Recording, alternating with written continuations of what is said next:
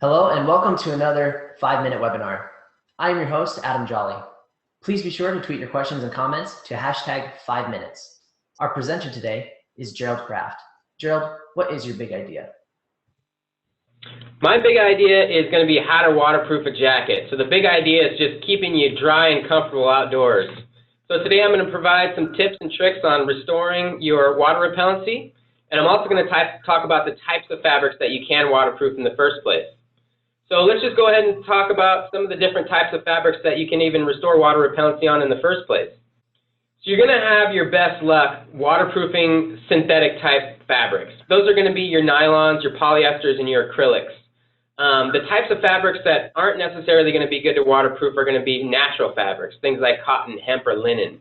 Water repellents are really designed to work on really tightly woven fabrics, and so that's why you're going to find the best success with synthetic fabrics. You can add some water repellency to natural fabrics like cotton, but they'll never repel water like a synthetic fabric will. So, when you're heading outdoors, it's a good idea to look into getting yourself some synthetic fabrics, things like nylons and polyesters, because those are the ones that you can really add some water repellency to. Next slide. So, picture water repellent as millions of tiny little hairs standing straight on end. So you have all these hairs that are standing straight on end. A bead of water falls from the sky, lands on those hairs that are standing straight on end, and it just rolls right off. Well, with time, you're going to start to get a buildup of dirt and residue and smokes and oils. And what they do is they weigh down on those little hairs. So now they're not standing straight on end. So now a bead of water falls from the sky, and rather than landing on top of those little hairs and rolling off, what it starts to do is soak through the fabric. So what we need to do is we need to get those hairs to pop back up. So the very first thing we need to do is we need to clean it. So step one is cleaning, but you can't use any type of cleaner. Things like Tide and All contain heavy residues. They have a lot of what you would call surfactants, things like fabric softeners and really heavy suds and optical brighteners. And what's going to happen is if you use a detergent like that, it's going to leave additional residue on top of those little tiny hairs. So that's just going to make things worse. So what we need is a clean rinsing detergent. We need something that's going to come along, grab onto that dirt and that body oil, and then rinse clean when we hit it with the water. And so that's why we recommend something like a Revivex Pro Cleaner. It's clean rinsing. It's not going to leave behind any additional residues. And what it's going to do, it's going to rinse away all that dirt and that residue that's preventing that water repellent from working, and it's going to allow those little hairs to pop right back up. To tell you the honest truth, a lot of times you don't even need another water repellent. A lot of times your jacket just needs a good cleaning. And by removing all that dirt and that residue, a lot of times you can take that jacket, put it into your dryer, and the heat will cause those little tiny hairs to pop right back up.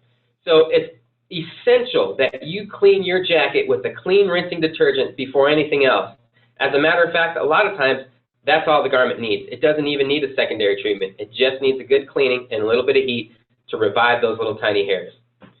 So after you've cleaned it, then all you have to do at that point is remove the jacket from the wash machine, put it on a hanger, let it drip for about 30 seconds, and then go ahead and spray it down with the Revivex Durable Waterproofing Spray.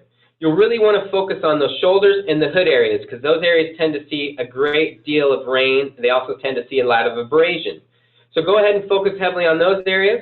You know if you're over-applying the product if you just see it streaming off the fabric. So the idea is to give it a nice, even treatment. Once you've given it a nice, even treatment, then we'll just move on to step 3.